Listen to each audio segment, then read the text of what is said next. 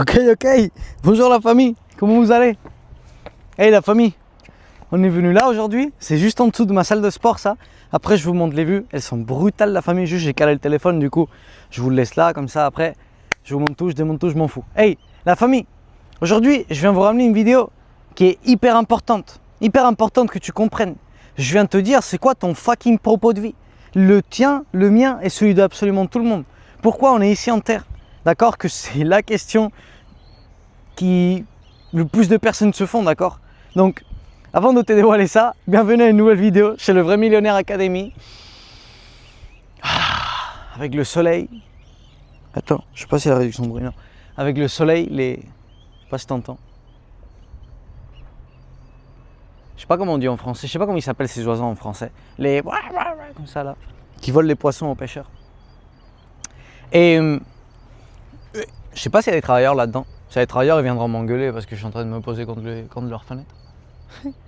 Donc la famille, aujourd'hui, je viens vous parler de quelque chose hyper ultra méga important. Et c'est le propos de vie. Pourquoi c'est qu'on a été mis ici dans cette terre? Est-ce que... Non, c'est une question que moi je me suis posée pendant ma vie. Putain, pourquoi je suis ici? Je suis juste ici pour me réveiller, manger, aller travailler, payer des factures à la fin du mois, dormir. Je suis réellement juste ici pour ça? Parce que c'est la vie de 99% de personnes. Se réveiller, manger, aller au boulot, revenir du boulot, aller boire avec tes potes, rentrer à la maison, payer des factures. Tu vis pour payer des factures. Et moi, je me suis dit, il y a une couille dans le pâté, tu vois. Je pense qu'on n'est pas ici justement pour ça. Donc, la famille, bien évidemment qu'on n'est pas ici pour ça, littéralement. On est ici pour une mission énorme, d'accord? On est ici pour une mission énorme et c'est la première chose, décréter notre destin éternel, frérot. Comme je te le dis. La première chose, c'est toi, tu as été mis ici dans cette planète. Ici, cette planète, c'est un jeu. Littéralement, c'est un jeu. C'est juste un jeu pour voir où c'est que tu vas aller, tu vois. C'est toi qui décides. Tu as le libre arbitrage. Soit, c'est à toi de décider. Ok? Le premier propos qu'on a, c'est ça. Décider où c'est qu'on va aller. D'accord? Ça, tu vas le décider si tu acceptes Jésus-Christ dans ton cœur ou pas et si tu suis sa façon de vivre. D'accord? Parce qu'il y en a beaucoup qui l'acceptent, mais qu'à la fin, ils ne suivent pas sa façon de vivre. Ils font ce qu'ils veulent, tu vois. Ils pensent qu'ils vont au ciel parce qu'ils l'ont accepté. C'est pas moi de juger, mais il y en a plus d'un qui va se surprendre, tu vois. Et la deuxième chose, c'est construire un caractère. D'accord? Notre deuxième mission ici en terre, c'est construire un caractère. Dans la Bible, que c'est la seule vérité absolue, moi je ne vois pas marqué ton propos de vie, c'est venir ici en terre pour faire de l'argent. Ou ton propos de vie, c'est venir ici en terre pour créer des enfants. Ou ton propos de vie est absolument pas. Moi, je n'ai pas vu ça écrit dans la Bible nulle part. Tu vois, il dit faites de l'argent, faites des enfants, faites ci, et peuplez la planète, que soyez fructifères, tout ce que tu veux. Bien sûr qu'il le dit. Mais notre propos de vie, c'est de créer notre caractère. Parce que notre caractère, c'est la seule chose qu'on ramène au ciel. Caractère et relation. D'accord? Mais ici, on va parler du caractère. C'est la seule chose qu'on ramène au ciel. Et quel caractère on doit adopter? C'est le caractère de Christ. C'est le fruit de l'esprit qu'on doit développer. D'accord? Et le fruit de l'esprit, on va le développer quand on suit Jésus, quand on suit notre propos de vie. Qu'on a un propos de vie à chacun unique. D'accord? Je vais t'expliquer juste après pourquoi il y a un propos commun et ensuite il y a un propos simple, en mode unique, pardon. Je vais te l'expliquer juste après, d'accord? Mais le propos commun qu'on a tous, c'est nous rapprocher le plus possible au caractère de Christ, au fruit de l'esprit, que c'est amour, joie, paix, patience, amabilité, bonté, et foi, humilité et domaine de soi. D'accord? Ça, c'est le fruit de l'esprit. C'est ça qu'on doit développer en nous. D'accord? L'amour, aimer absolument tout le monde. D'accord? Travailler et vivre depuis l'amour. Ok? Que c'est quelque chose qui est déjà hyper ultra méga complexe. Ensuite, la joie. D'accord? Être heureux, être joyeux, avoir la joie de vivre. Ne pas prendre la vie autant au sérieux, que c'est un problème que beaucoup de personnes ont, c'est qu'elles prennent tout au sérieux. Elles prennent trop la vie au sérieux. Alors que frérot, la vie c'est un jeu. D'accord? T'arrives une couille, c'est pas grave, d'accord? Un problème, c'est pas un problème jusqu'à que toi, tu le catégorises comme un problème, ok? Un problème, c'est une situation et c'est toi qui l'as catégorisé comme un problème. Ça, mets-le toi dans ta tête, tu vois? C'est pour ça, les gens, ils prennent la vie trop au sérieux. Souvent, les problèmes, c'est des bénédictions cachées.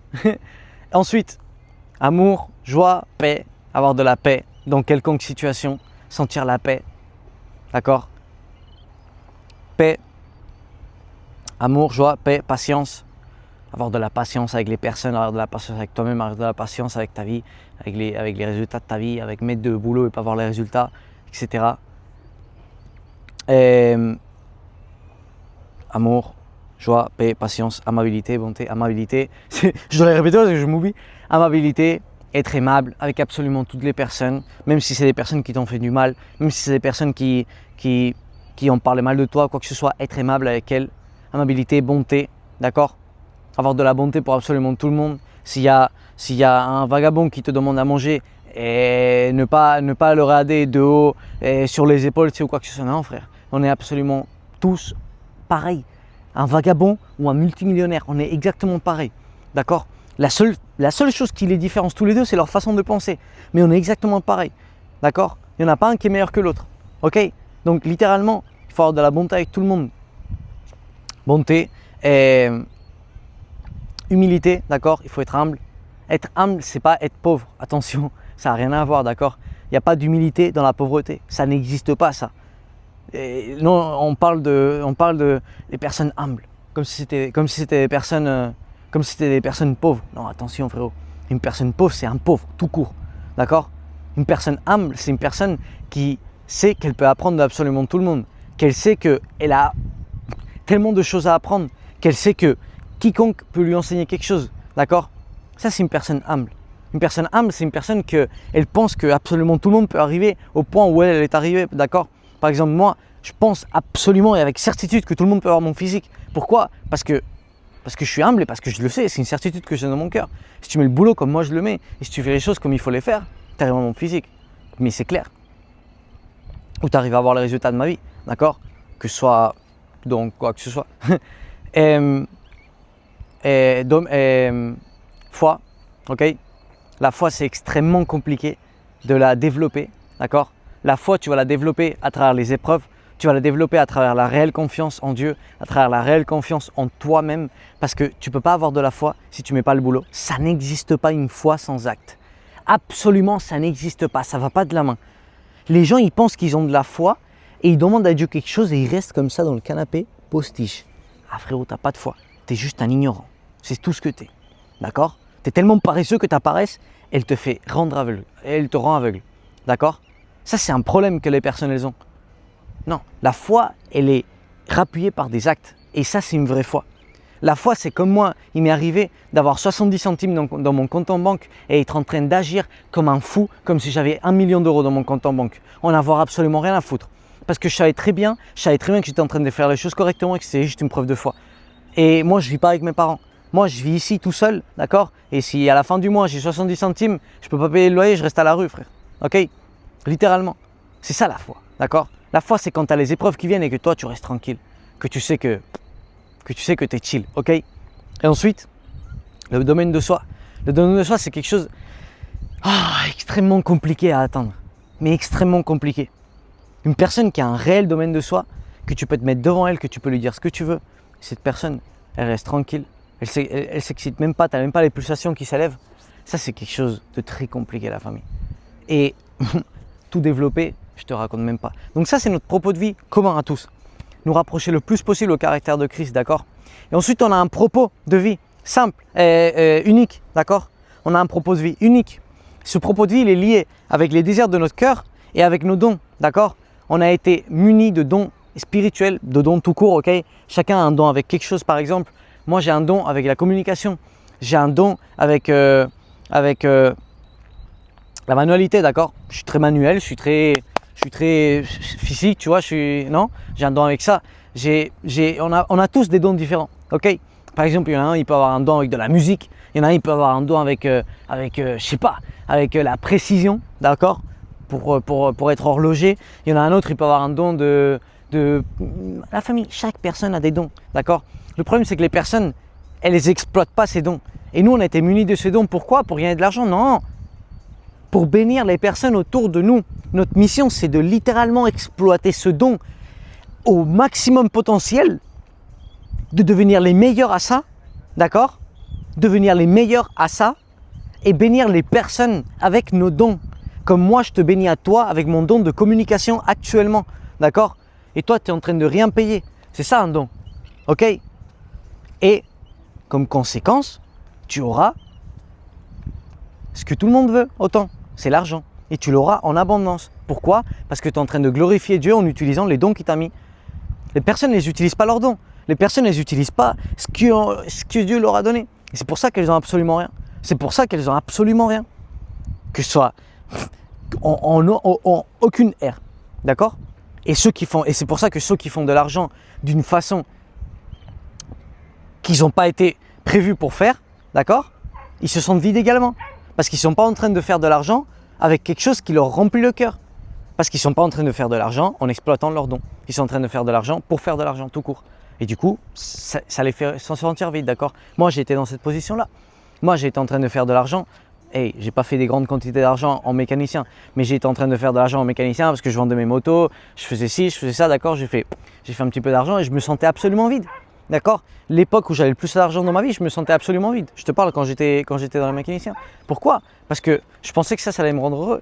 Quand je me suis rendu compte que ça me rendait absolument pas heureux, frère, j'ai eu un vide existentiel. Je me suis dit, attends, fuck. Moi, je pensais que l'argent, c'était ce qui allait me rendre heureux. Qu'est-ce qui est en train de se passer là? Plus j'ai de l'argent et plus je me sens vide. Attends, qu'est-ce qui se passe là? Ça, c'est simple. C'est parce que quand tu agis depuis la chair, que tu travailles pour gagner de l'argent, c'est autant simple que la chair, elle va toujours chercher à expérimenter des choses qu'elle n'a pas expérimentées encore. En fait, c'est un puits sans fond, d'accord? C'est un trou noir.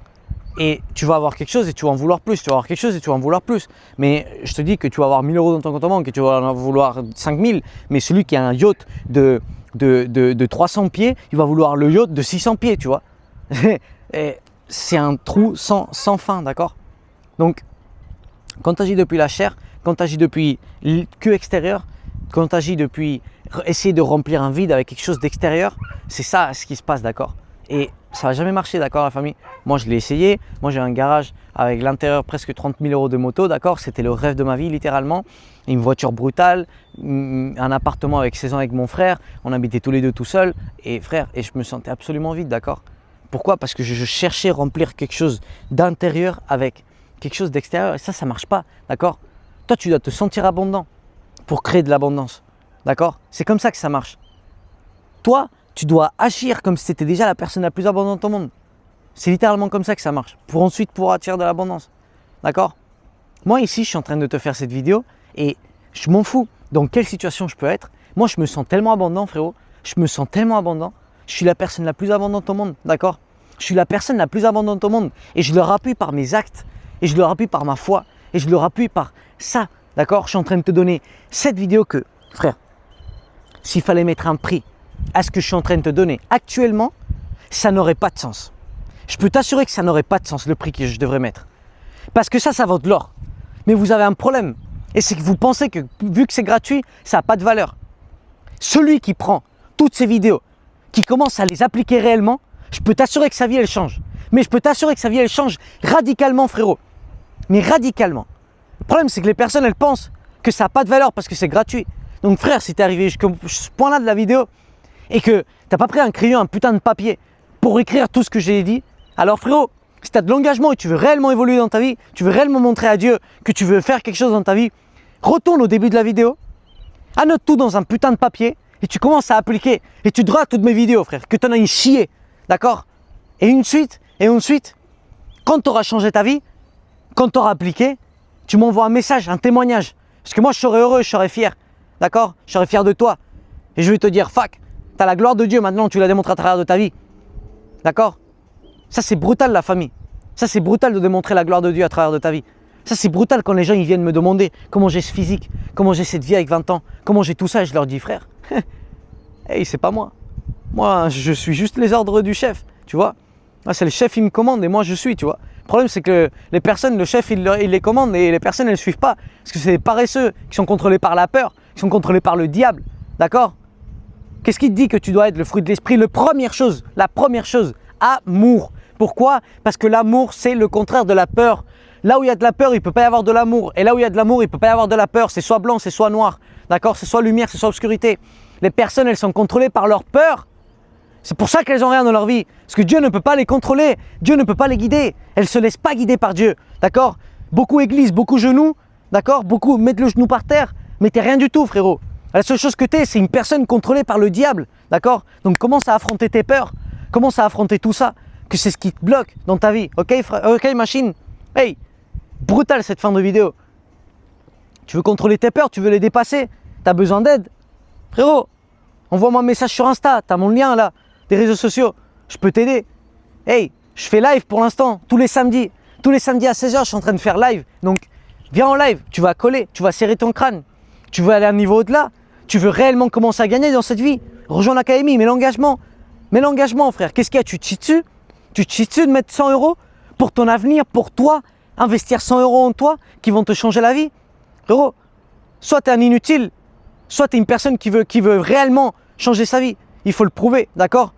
Moi, j'avais pas mis 100 € quand j'avais investi en moi. La première fois que j'ai investi en moi, j'ai mis 1000. Et ensuite, j'ai mis 1800. Et ensuite, j'ai mis je sais pas combien de milliers, d'accord?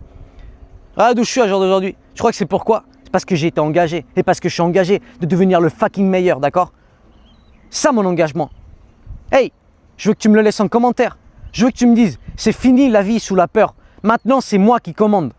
Mets-le moi dans les commentaires. Qu'on commence à reprogrammer ton subconscient rempli de merde, de poubelle. D'accord? Let's go, machine. Que Dieu te bénisse. Je t'aime, frérot. Ok? Toujours vers le haut, bordel. Hey, je te laisse la vue. C'est bon, je me suis un peu excité là, mais ça y est. Je me calme et je te laisse la vue brutale. Regarde. Aïe. Eux, ils sont français. Eux, ils ont tout compris. J'espère que ça a pu changer leur vie, en tout cas. Hey, je vous aime, la famille.